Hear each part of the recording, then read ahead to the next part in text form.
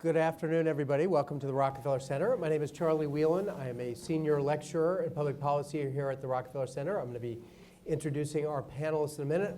Obviously, we're living through a political moment. There's a lot of interest, and in a couple weeks, New Hampshire is going to weigh in, so we'll be talking about that.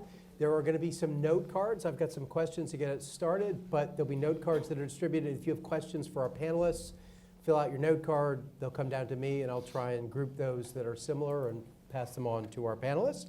If I could now introduce our folks, we'll go from my left along the way here. So on my immediate left is Tom Rath, who is a lawyer with deep political roots. And when I say deep, I believe you were a volunteer for Nelson Rockefeller's campaign. Is that right? And we're not talking Nelson Jr. either. I was indeed. All right. At the age of 12. He's been on the Rockefeller Center Board of Visitors here and is a 9-time delegate to the GOP presidential convention.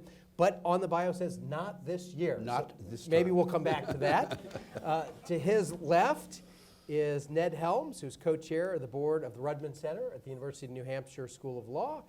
And on the far side is Andrew Smith, who is director of the University of New Hampshire Survey Center and professor of practice in political science. So I thought what I would do, we'll just go the same order with Tom, is if you could each very briefly tell us your view of the political landscape, which I know could go for an hour, and then how New Hampshire is going to play in and how that is likely to break.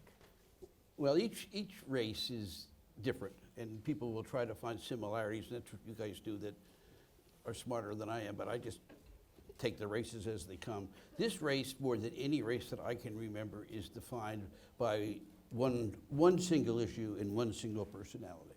And anybody who wants to tell you it's about anything other than whether you're for Trump or against Trump is not understanding this race. The Democrats have some, well thought out and carefully stated programs, but it doesn't matter. At the end of the day, what will animate that voting populace is who has, in their mind, the best chance to beat Donald Trump. And the Republican side, there were efforts, and I was privy to some of them about whether we could create an alternative to Donald Trump. And in my time, which is, goes back to, pencils and long-distance phone calls, I've never seen anybody control the electorate, even other incumbent presidents, the way this one has. And I don't know that it's as much love as it is fear. They're a very tough-minded group, and they're not burdened by principle or consistency. But they have captured the Republican Party to the extent there was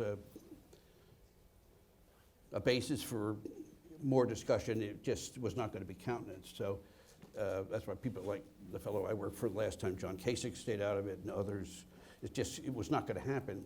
So I think if you look to the Democrats that are running, and Ned can speak more to this than I can, the primary thing that I think that is driving, now there are some who are driven by specific programs, but by and large, what's happening is people, the Democratic Party, are trying to take the measure of who can beat Donald Trump. And part of the answer to that is none of them could beat him if they come through a very fractured primary process. So part of the elegant dance that's going on right now is how do you run against each other but still allow room for people to come together. I will say this, coming together has not been something the Democrats have always done well. So this is going to be a good test. And if we found one person who could unify them, and of all things, it's Donald Trump. Yeah, I totally agree with Tom. I mean, this is the first time that I've been in an election where we don't have two political parties. We have one political party and a cult of personality. And that's going to be the general election. And so on the Democratic side, you can find it with the New York Times endorsement this past week. We're going to come back to that. Yeah, there's a difference in the party, the progressives and those who would be, let's find coalitions and get things done that are workable, and let's have a revolution. And so there is that gap. But if you strip the rhetoric on that aside, on things like global warming and health care and all that, yeah, there's Medicare for all as opposed to improving Obamacare. But there's no Democrat that's saying we don't have to do better than this. So there ought to be, philosophically, the opportunity to come back together, no matter which of those sides prevails in the primary. I think we learned an awful big lesson in 2016. There were a number of things that affected the outcome. There was, Hillary Clinton was a part of a Clinton family that a lot of people were really, really tired of. And you can look at the campaign, and then you have the Russian involvement. But then you also look at the fact that the day of the beginning of the convention in Philadelphia, Bernie Sanders was still railing about how he was most important, and I think prevailed. He was effective at essentially taking whatever gas and enthusiasm there may have been that it could have gone to the Democratic Party out of his base. And I think that the Democrats are sort of saying to themselves, 77,000 votes. 77,000 votes is the difference between the man that we've had in 3 years and having someone who, all of us are flawed, but having someone who understood the importance of this nation, the values of this nation, the obligations we have to each other, versus someone who has one obligation and one obligation only, and it's to himself. And if the Democrats can't pull that together, all of them, the candidates and their supporters, then we brought upon ourselves something that could be the wreckage of this noble 230-year-old experiment called the Republic. I think it's that fragile, and I think that driving, I agree with Tom. Folks, come down on who's got the strongest plan on climate change and on healthcare and education, but the calculus on everyone's mind that I have talked to has said, we've got to beat this man. This is life and death. And I think that is the thing that they're going to look at.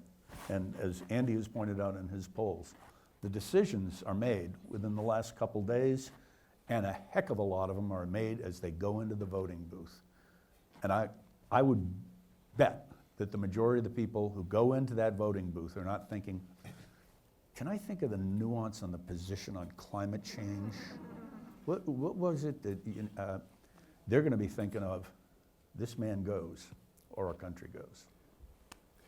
So I guess I have to give the pessimistic view of the world in the United States today. I'm just trying to make everybody happy. This is it is a fascinating campaign looking at it from a pollster and a political science perspective. And I don't back any of them. My job in this is to watch the circus and try not to step in anything from either donkeys or elephants. And this time around, let me start by saying, looking at the Republican side, there is no Republican primary campaign. Bill Weld's here campaigning, but he is not campaigning. There's no credible campaign there at all.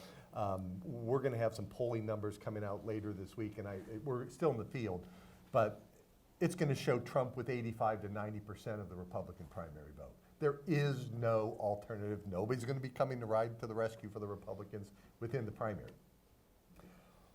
To both of your points about the general election, it is about Donald Trump, but that's not a dividing issue among the Democratic candidates, because they all hate Donald Trump. So who's going to say, I hate him more than you do, I hate him more than you do? That doesn't work. You have to have something else that's going to divide you. And despite what we like to say about New Hampshire voters, being very smart about politics, very intense, and valuing their decision and thinking very carefully, for most people, it's not a big deal. Because we have really high turnout in New Hampshire. We'll have turnout over 40% this year. We won't be as high as we were in 16 because there is no Republican primary. But it'll be high. And that means it's not just party activists and policy wonks that are coming out to vote. It's just regular folks who couldn't tell you the difference between any of the policy positions that the candidates have. And frankly, if they can, I'd be a little bit nervous about living next to them. But what they're going to do is make up their minds on smaller things. But to your point about who can beat Trump, what is it that shows that you can beat somebody? Well, you win. The winner of Iowa this year is going to have a big advantage coming into New Hampshire because they will be a winner. And a lot of voters in New Hampshire are going to say, well, they won Iowa, didn't they? I'll go with that.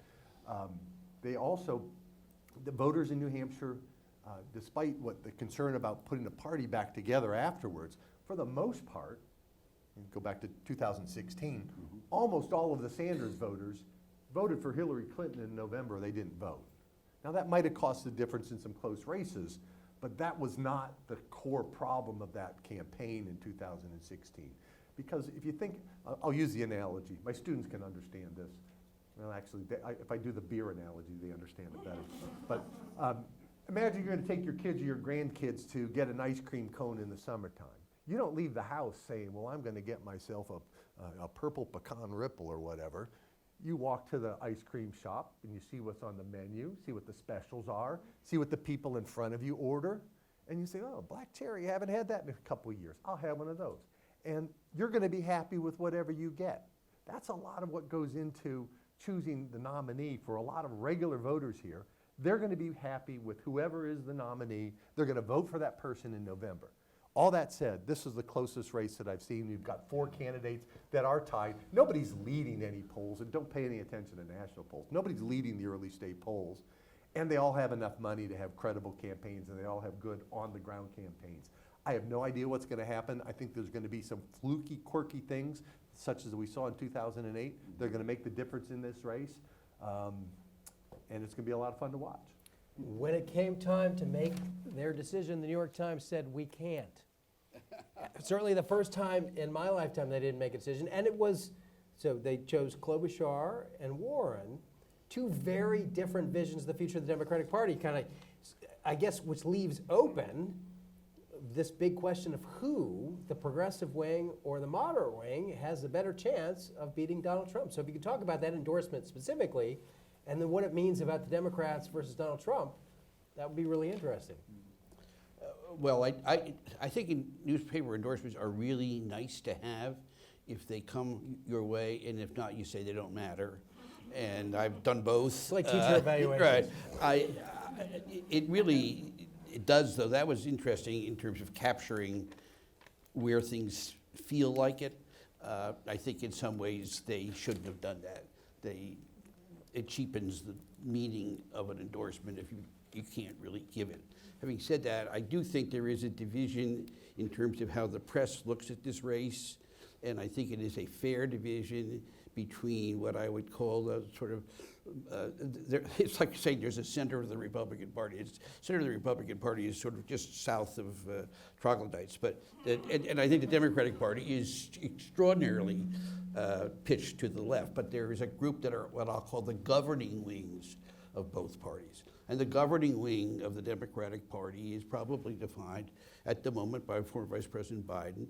I think Senator Klobuchar has done a great job. I think Mayor Buttigieg is trying to be sort of in that wing. Mm-hmm. And the more ideologic wing that has got a different kind of perspective of what you can do as a president and with government, that it maybe is more, in some ways, programmatic and is sort of redressing social injustices, and that really falls to, I think, particularly Senator Sanders and Senator Warren. I don't think any of that is terribly revealing to you folks. And I think part of it is a pragmatism. Will pragmatism rule? It's going to be harder, whether people want to buy this or not, for that more ideologically driven Democrat to take enough to beat Trump. I mean, that's just the way it is. The middle's got to move, and the middle would feel a little easier if it didn't have to go too far to one side, and that's where there is an advantage. But you know, I think you're right, Charlie. You can flip a coin on these folks now. Klobuchar's kind of on the outside, and she's really interesting to watch, and I spend a lot of time out there watching youth hockey, which I don't recommend. But and so I see a lot of her, and she's very, very good. She really polished. She's done well in the debates. But it really comes down to, I think, the Biden group, and Buttigieg, I think, has been the sort of, if there's a thing, the rookie of the year. He's come out of it. No one could even pronounce his name, and now Mayor Pete's kind of a punchline, and he's done very well. But it's really going to be this issue of how far do we want to go, and I think that's where Bernie Sanders lives. He's a candidate that lives in large part on anger. They don't like the way things are, and he is the force of change. And don't you think you're going to get more of the same with him? And I think, particularly in the last couple of weeks, I don't know, maybe since the heart attack. He's really sharpened that edge and become even more aggressive that way. So I think that's where it's going to be. The question is, how far do they go, and do they leave room to get back to the middle? Yeah, and I think Tom's absolutely right. It is the governing wing versus the hang on for the revolution. And I think with Sanders, with Elizabeth Warren and with Bernie Sanders, there's a real difference. One is not at all embarrassed to say she's a capitalist, and Bernie said, well, I'm a socialist. I mean, he beat a Democrat the first time he became. He run as a Democrat. Yeah, he runs in the Socialist Party. And Claire McCaskill, who's on MSNBC a lot, after Governor Shumlin and then Hillary Clinton had some interesting things to say about Bernie and his popularity among his peers, she was asked the other day, well, what's he like? And she said, well, in the caucuses we'd have, Bernie doesn't participate in conversations, he lectures. He tells us why he's right and we're wrong. And I wonder, how does that sit in Pennsylvania, Wisconsin, all those states that we lost by a grand total of 77,000 votes? So I think on that side, I think people are going to bend towards, well, I really do want a more progressive agenda, but I want someone who can bring people together as opposed to tell them apart. I know it will surprise you, but most people my age don't have a Twitter handle. And we're not madly out in social media pumping stuff up that the press, that the press talks about I all have the one, time. I just can't remember what it is. Yeah, well, there. That's the gift, isn't Yeah, it? yeah. I really do think that a lot of the polling that's going on right now is looking at a group of people who have made up their mind or semi-made up their mind or have a leaning.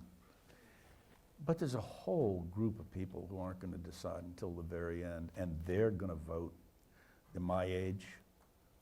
They're folks who are not coming home to watch MSNBC. They're coming home to see the kids and catch up and see what's going on and how we're going to pay the bills and blah, blah, blah, blah.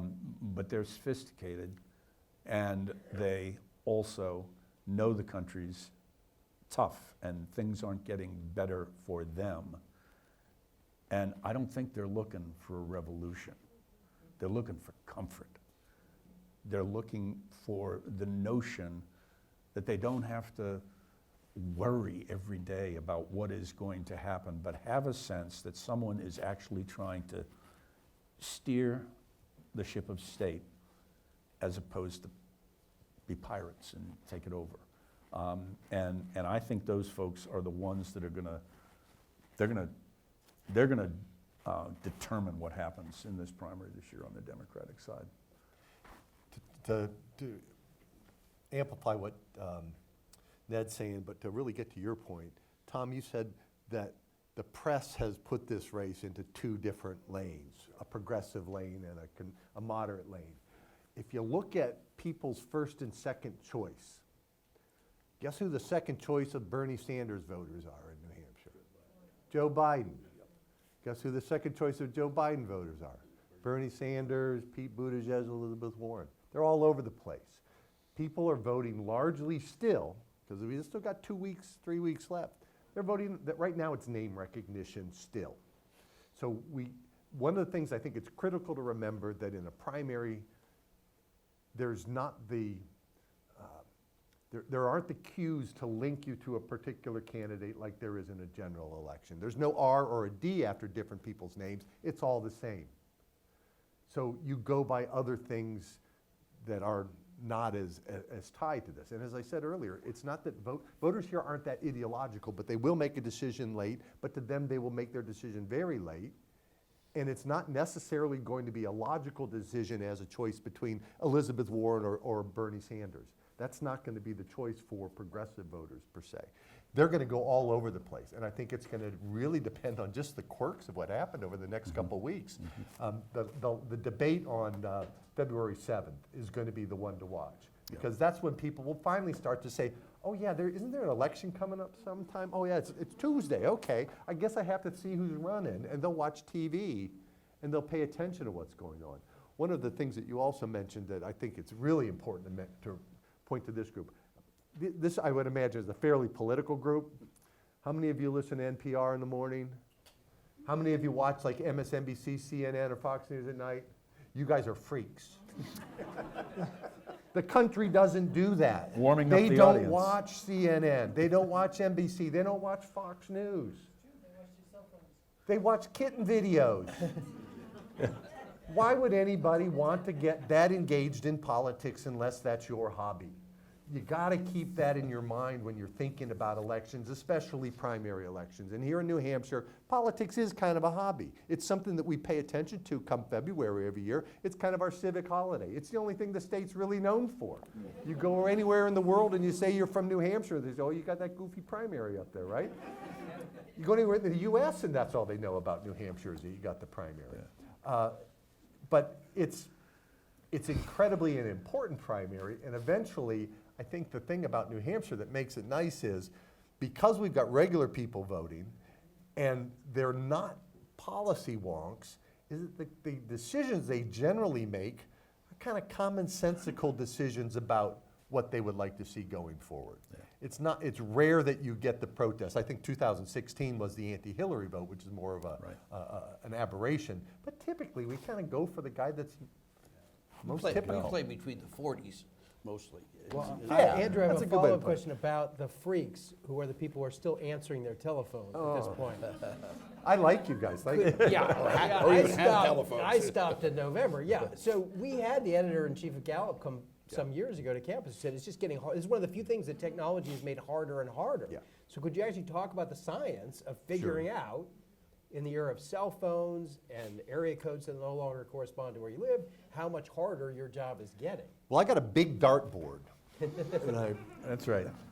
No, actually, it's harder and it's not. So technology with cell phones, we can get around the cell phone issue. We can call you on your cell phone.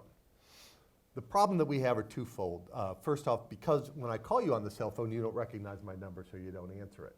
And if I call you like 4 or 5 times, which that's best practices, to call you multiple times at different times of the day, you're going to start to say, there's some crazy telemarketer or a stalker here, I'm going to report this number. And how many apps are there now to report spam numbers that you're getting?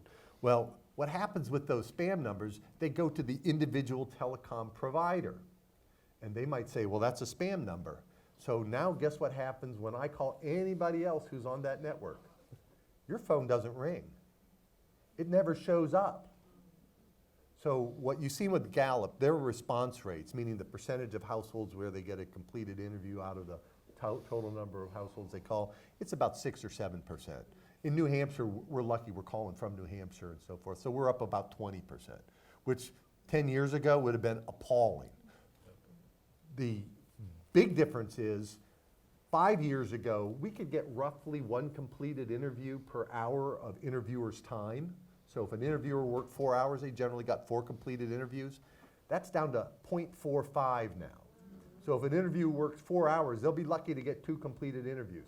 That means the cost of our doing a statewide telephone survey has more than doubled in the last 5 years. So now for us to do the ones we're coming out with CNN, it's well over $50,000 to do a survey. Yeah. And that meaning that there's a big shift to the cheaper mechanism. The web surveys that you get, $4,000 or $5,000 to do one of those. Non-probability sample, can't use the central limit theorem. You can't calculate margins of sampling error or any of that sort of stuff. It's just a big convenience sample, but it's cheap. And the problem for me as somebody who focuses on survey methodology is the research that I've done over the last 10 years or so shows that none of these new methodologies are any worse or better than the gold standard $50,000 method. So what that means is the survey world is looking at multiple ways of reaching people. So we're going to web-based surveys. I like probability web-based surveys. Telephone surveys, mail surveys, multi-mode administration of surveys. All of that drives costs up. It makes it harder to figure out. And the sad truth about this is with the press, they really don't care. They just want a poll because if you've ever been to, anybody here been in the journalism world? If you go to, say, the Boston Globe now or the New York Times, there will be a wall a computer screen in the editor's office, and it'll be on the wall, the bullpen for all the reporters. It shows which articles are being clicked on the most in real time.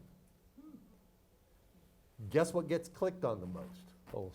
Polls. Polling. George Gallup in 1936, when he sold the Gallup poll to newspapers, said, "I will guarantee you'll sell more newspapers when you run our poll." That's the same today. Clicks equals money in the modern media world. So polling is more ubiquitous. The media organizations really don't care the quality of the poll. They'll just put any poll out there because it gets them clicks and money. And that's a difference, it seems to me, between what gets covered and what we read or hear, and what the people in the campaigns are looking at. They are not looking at the Quinnipiac poll. How many doors did I knock on last night in New Hampshire? How many phone calls did I complete? How many volunteers have we brought in? Those are the kind of things. How many people have we drawn into this campaign? Because at the end of the day, if folks are going to be making up their minds in the last 3 or 4 days, you want to have as many undecided and potentially leaning voters that you've already contacted that you're going to get out and knock on the door. In 2008, in the Obama campaign, all the people that we knew were going to vote for us and all the people that we had heard face to face that were leaning toward us, their doors got knocked on at least twice, and their phones got called at least once. You don't want to tick people off. It's just, I know you. Yeah, I know you're with us, but just want to make sure. Are you going to be able to get to the polls? What can we do? And it is wasted airtime in political campaigns for somebody to fret about the fact, oh my God, did you just see the latest poll out of Iowa? They're all within the margin of error. It's 16, 15. Well, what does that tell you? It tells you about 70% of the people don't know what they're going to do. They're going to be influenced in that crazy system out in Iowa by who's standing in what corner. And, well, if I don't have 15%, do I run over with Bob and Mary, or do I stay with Jim and Joan? I don't know. And the nice part about New Hampshire, since it is a primary, it is run by the state. It is what we're used to doing, as opposed to running around in gyms and ganging up in groups. Stalinist yeah, voting. right. That's a scholarly terminology. I'm trying to use Stand that. up and identify yourself so we know who you are. Right. So I have a question about this quirky process. Iowa and New Hampshire can't necessarily make you president, but they can certainly end your bid. So can you explain for me how Steve Bullock is out of the race, Western governor who wins in a state that Trump carried as a Democrat, and Andrew Yang is still in? Money. I'll push harder. Why couldn't Bullock raise the money? What is Well, it the about point of that is all the credentials in the world that don't work when you get into a different electorate. I mean, Michael Bennett may be some ways the most impressive candidate I've seen. I was going to lump on Bennett And there, he too. just hasn't gotten traction. Part of it's everything. And where Andy and I spend a lot of time, especially the last 10 days of campaign, trading gossip back and forth on numbers. And here's the thing about polling, and this is where you get to.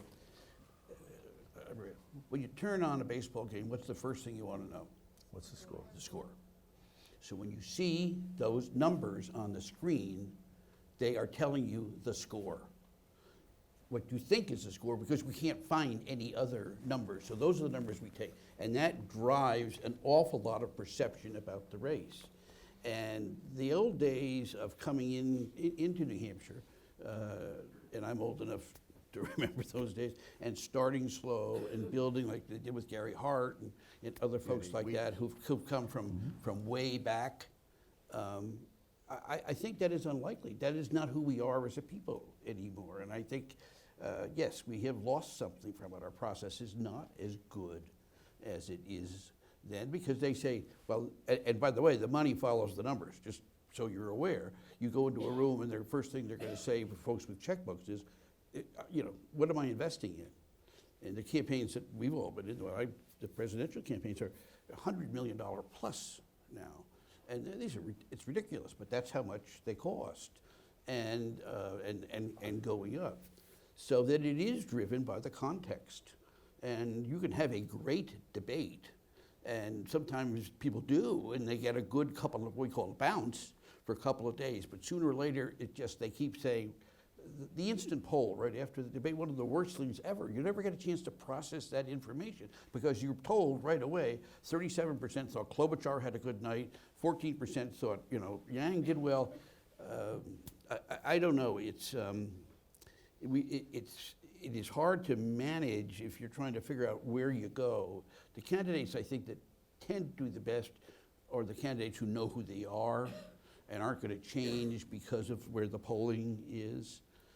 And Andy hasn't gotten to it, but I think something that, to me, underlies this whole campaign in the age of Trump, and to some extent, quite honestly, the age of Bernie, is we are angry as a people. I call this the Festivus election. We are all airing grievances all day long.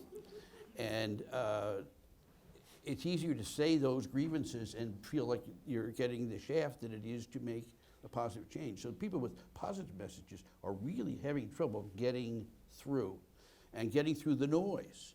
And that's where the Trump vote comes from. I mean, we ran good candidates against him, and yet there is we have the lowest unemployment we've ever had. New Hampshire, we have 1.6 unemployment. That means we have overemployment. Around the country, we're at like 3.4 or something. We've never seen that in our lifetimes, even in Paul's lifetime and mine. You don't see that. And there ought to be a time, and we've transitioned from one kind of economy to the other. For whatever it is, there are groups that really feel, pardon my French, that they got screwed. And they got screwed and some other group got a benefit from it. And that's where these elections are being fought about. I mean, Trump doesn't say, I'm going to make things better. He says, I'm going to even the score. And I'm going to, those guys that have been screwing you, I'm going to kick them. And that, unfortunately, works. And I think that to the left of the center, where Bernie is, Bernie's saying, you got screwed by these billionaires, and I'm going to even the score. That's a harder electorate to run in than an electorate says, gee, I want to hear rational choices. I want to talk about things that make this better. And it's a very different atmosphere and context than I've ever done it. I mean, obviously I run races in New Hampshire all the time. And New Hampshire, people kind of like it here. And so when you get a race between, Jean Shaheen and someone like that, and she runs against like Judd Gregg or something, I mean, people, they're playing with, as I say, within the 40s. But this is different. There is such anger out there right now and such a willingness to have people tell them, you got screwed, that it's making it harder and harder to run a traditional campaign on issues. It's all about saying, we'll get them. If you get the note cards, I think fill those out and we'll send somebody down the aisle pretty soon. On one thing that you were talking about, if you get a chance, go to the Pew Center for the People and the Press. And they've been doing polls looking at ideology of people within the two parties going back to the 1980s, I believe.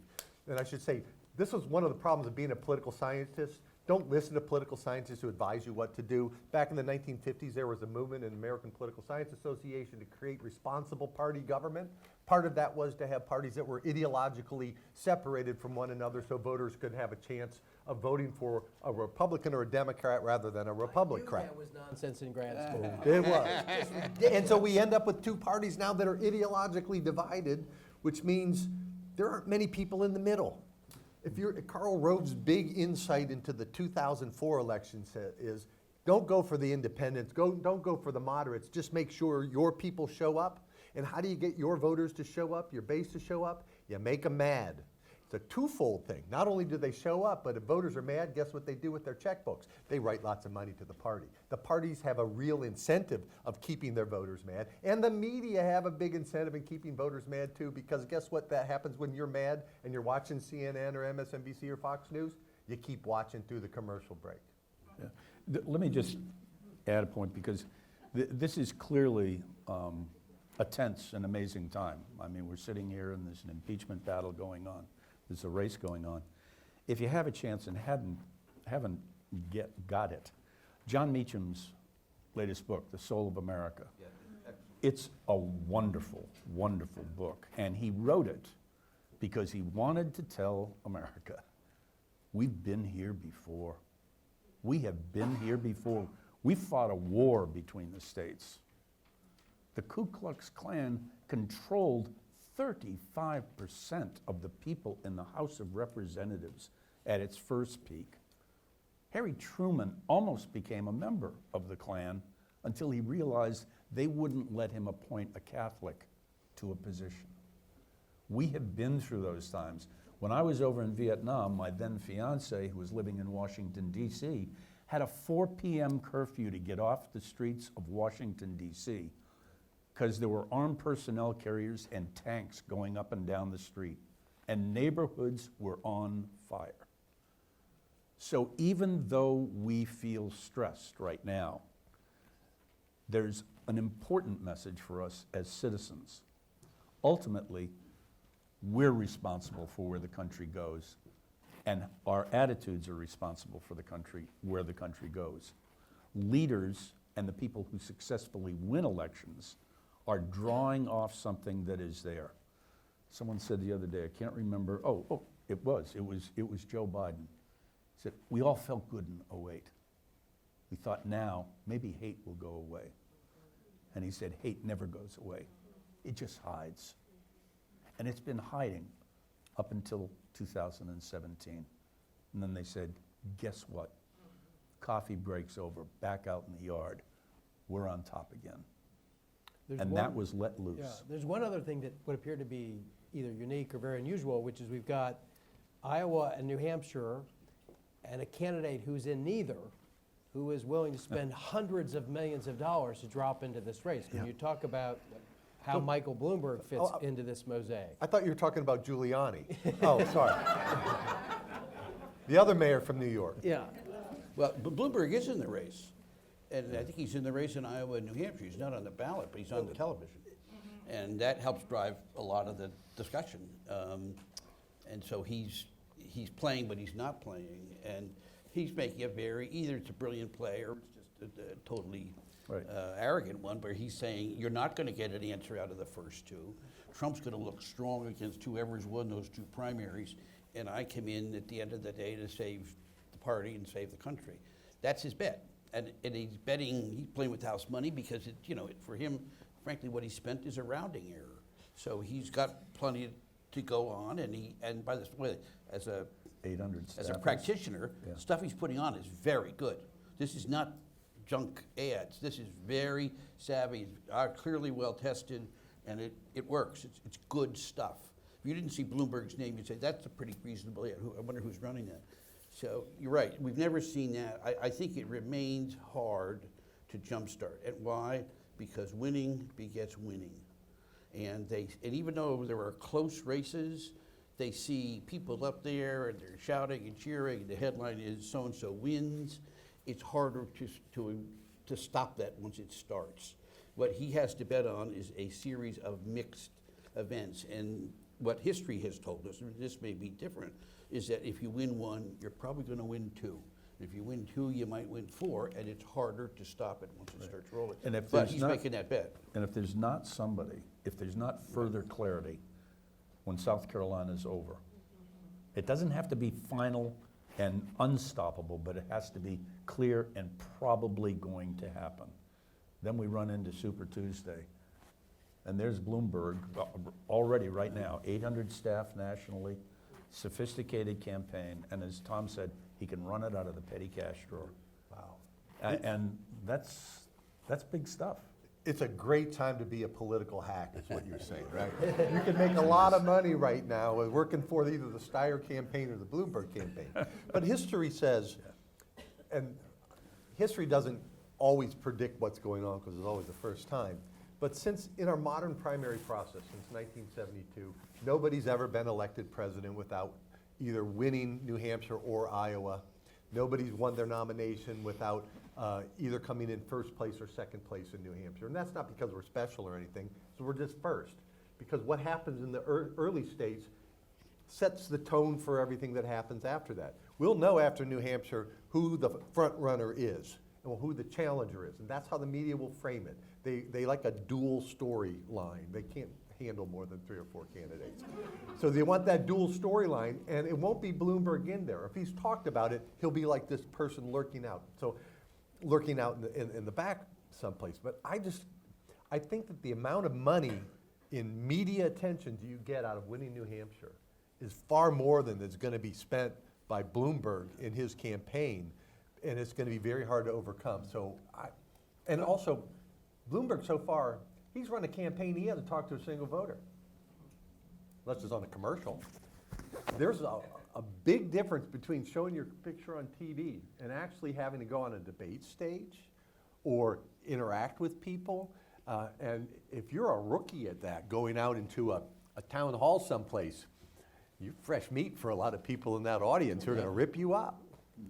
Well, there's a celebrity quality to it that the television ad bestows. Whether it's deserved or not, it's there. Now, it's changing, and it's changing just the way we're changing with iPads and telephones that we can watch TV on. It's harder to find the voter. And so one of the most annoying things of this is you're trying to read something online and suddenly up will pop an ad for a candidate. You can't find a safe haven anymore where they find you everywhere where you go. Also, we don't like long stories. I don't know that we know as an electorate how to handle a protracted battle for the nomination. I can't think of a second ballot. And I've been to 9 conventions. I can't remember. It's 1924 was the last one. You were there, I wasn't. But it's not designed, the process doesn't work that way. So I don't know how we would handle it. I think it would be fascinating, and I think it would engage folks in a way that we haven't seen before if the choices are real. We talk a lot about how bad it is. I'll tell you, the other thing is we have a more engaged and informed populace than we ever have, for good and bad. But people, you can put a candidate up and they can tell you 4 things about them that they wouldn't have done even 10 years ago. I was very fortunate about 48 years ago to convince somebody to make a really bad decision, and we're still together. But and she's incredibly rational, and suddenly she says to me, "Quiet, it's 9 o'clock, I have to watch Rachel." Now that's a big change, and I think that's going on around this country. That the upside of that is people are more engaged in this, for good or bad, than we've ever seen. And in before. different ways. That's a good lead into a question we have about social media and choose your own partisan network TV, both of which Absolutely. are extremely new in the grand scope of things. So can you talk about how that has changed, if at all, campaigns? Of course it has. I mean, you can watch Fox and believe the world is one way, and you can watch MSNBC and believe the world is another way. You used to be able to watch CNN and say, well, there's a middle place. I'm not sure you can anymore. But yeah, you can get all Walter Cronkite came on, those of us who remember Walter Cronkite, 15 minutes. 15 minutes once a day. And he was the great father figure and sort of told you the story. If Walter said it was probably right. We don't have anything like that now. And because we have such a multiple places, and I believe more information is better than less, and I do think the engagement, the civic engagement, is a good thing, but it's the siloing that I don't like, and so I think you've got to overcome that, and I think that's the hardest part of it. Both parties, the Republican and the Democratic Party in this state, used to worry about, will we lose our status as the first primary in the country? And James Pindell did a piece maybe 2-3 months ago. And he said the biggest threat to the New Hampshire primary is not another state trying to go first. The biggest threat is 24/7 hour news. Because they're the ones that are engaging activists. And they're the ones that are saying who's up, who's down, based on, which way's the wind blowing today. And it's just incredible. I won't go through the whole story, but I was with the Gary Hart campaign, and I was with the Obama campaign, and I was up here in Dartmouth. There was a debate at both, and I was supposed to give a speech over in front of the Hanover Inn, and we didn't have any idea where Gary Hart was, and people were racing around in their cars looking. And then comes 08, and there was a debate up here, and I was up in the control room, and they're talking on the phone. Everybody has 3 phones going. Somebody made a mistake. They got the op research going on, and they're calling. And I said to one of the people in the Obama campaign, well, you know, when I was up here a few years ago, we couldn't find Gary Hart, you know, because we didn't have cell I think phones. the Washington Post eventually found him. Yeah, well, they did. They did. They did. And at the Beat Hanover Inn. reporters, they can do At the that. Hanover Inn, I was gonna say. Yeah, and this guy on the Obama campaign, when I told him about, you know, running around trying to find him, couldn't find him, and now everybody's in touch with each other, he said, I'm not sure if I'd call that progress. I'm not sure if I'd call that progress. Andrew, we have a question. You may quibble with the premise, but what did the polling get wrong in 2016? I'm glad you asked that. So the national polling was actually very accurate in 2016. Yeah. It was very close. It was as close as it was in the last couple cycles, Right. closer in some. The problem that we've got, as I mentioned earlier, is we're in this paradigm shift in the survey research business, and it's driven largely by cost and the inability to reach people with probability samples. So if in 2016, I did some research looking at polling in battleground states for governor, senator, and president over the last, since 2006, I think it was, 5 cycles or something.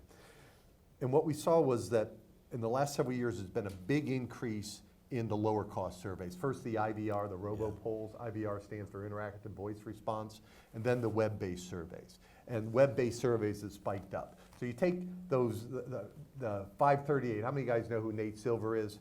Nate Silver is not a pollster. He doesn't understand survey research per se. He's a statistician. He can do really wonderful things with numbers, but the number is as good as what data are fed into you. And the states that were determining, figuring out, or going into his model, were relying on statewide data for their polls. North Carolina, the week before the election, had 4 polls that were released that went into the final prediction for what North Carolina was going to do. 3 of them were IVR robo-polls, whose the response rate on those things was about 0.5 of 1%, meaning that 99.5% of the households get called, don't participate. And who's going to participate? Who's going to talk to a computer? People with views out, they really want to be heard. And then the other poll was a non-probability-based web survey. And one of the IVR surveys was conducted by a politically affiliated market research company. They all showed Hillary Clinton winning, but none of those would be what anybody in the survey research world would consider a reputable survey. But they went into the model anyway. So it's like a garbage in, garbage out model is what we have. So the polls didn't get it wrong. The people deciding which polls to pay attention to get it wrong. And the press is woefully ignorant about survey research and polling. I mean, just trying to explain that when you have a margin of sampling error, it's not the gap between the 2 candidates that you're looking at. You got to add and subtract it from both estimates. And then there's all this stuff of other sources of error, which are far more important than sampling error. There's just not even a recognition that there's any of these issues out there. It used to be that the political journalists were much more sophisticated and educated in these things, even at the television level. Now journalism has gotten so expensive that you can't keep somebody around for a long time. You can't afford them anymore.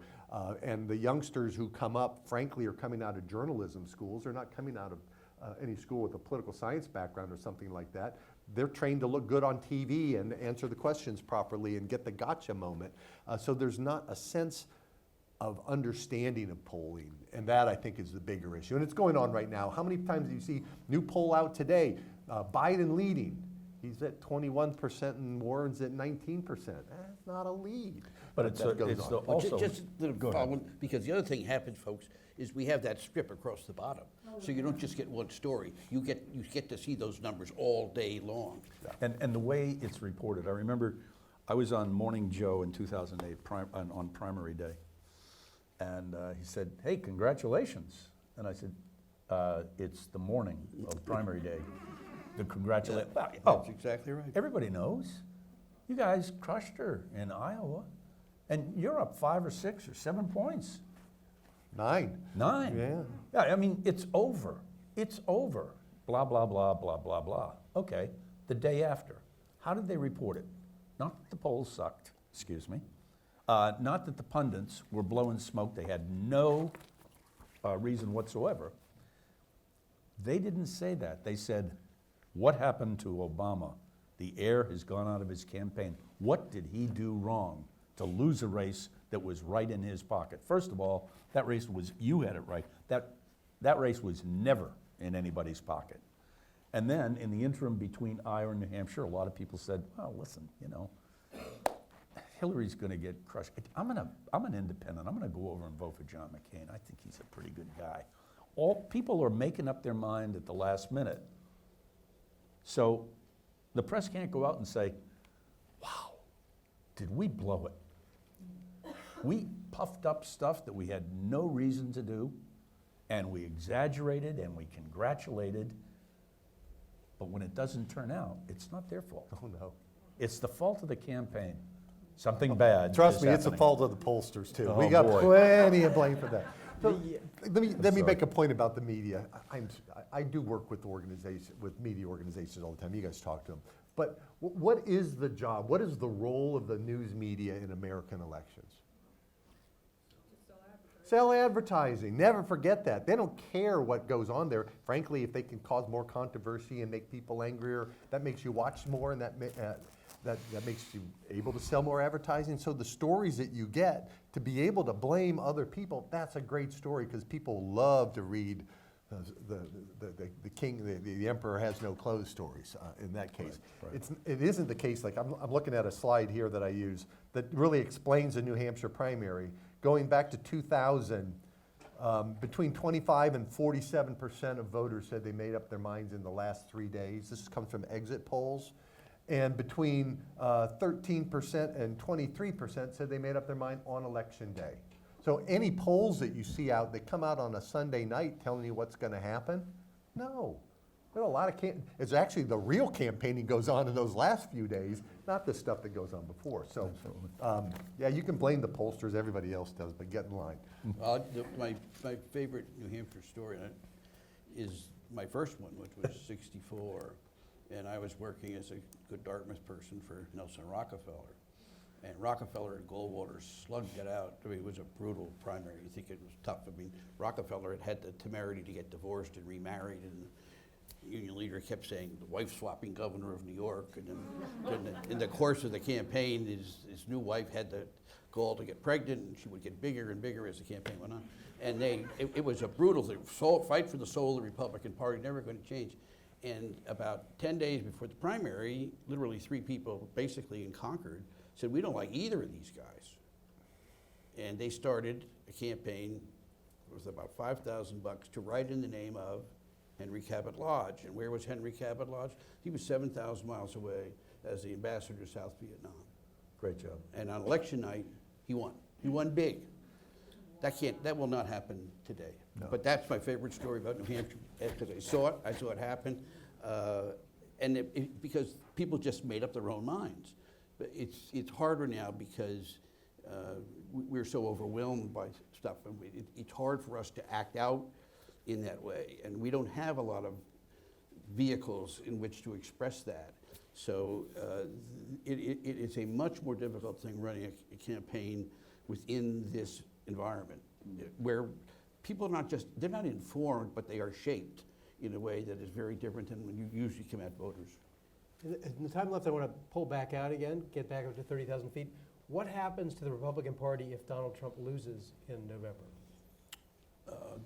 I think it would be a great thing. I mean, obviously, I'm not a Trump guy, but our party, my party, is a party that runs center-right and has done a lot of good things for this country. I would ask that everybody read a book called The Eisenhower Era by Hitchcock about a great president who was a Republican, who did things like send the troops into Little Rock to get kids to the high school and lots of other good things. We are not a party that should be defined by this anger. And I think it's going to take a while because Trump will not leave the stage easily. I was on the Republican National Committee for 10 years, and we kind of, sometimes, I hate to admit this, we liked it when we didn't have a president because we could actually think we did something and we had something to say. I've never seen anybody take over the controls of power the way this group has. So there will be, if that happened, it will be a major fight the next couple of years to see how this party restructures itself, because nobody has either had the courage or the foolishness to stand up and become an alternative. And there is no obvious alternative, because where you would look for alternatives in the Senate, they've kind of capitulated. So I think we would look at governors and those kind of things, but that would be a fascinating story, and one that I would just stay, because I'm ornery enough to stay alive long enough to play in. An interesting race to look at, if Trump does in fact lose, would be the 2022 elections. Because in many ways, they might mirror the 2018 elections that took place for Congress. 2010, The people that won in those districts that Trump won by 15 points or more were from the center of the Democratic Party. The center, not the fringes. And I think that I'd love to live in a country with a vital Republican Party that had ideas, that had perspective, and that had control of itself, as opposed to being owned by a rather extraordinary human being. Choosing my words very, very carefully. If you want the unexpurgated, you can ask me afterwards what I think of our president. But it's just, I think for this republic to keep going forward, we've got to have vital parties that are out there contesting to play between the 40-yard lines, but to say where the country's going. This gets to some of the things we were talking about earlier. What is the job of a political party? Right. It's to win elections. If you don't win elections, you need a new product.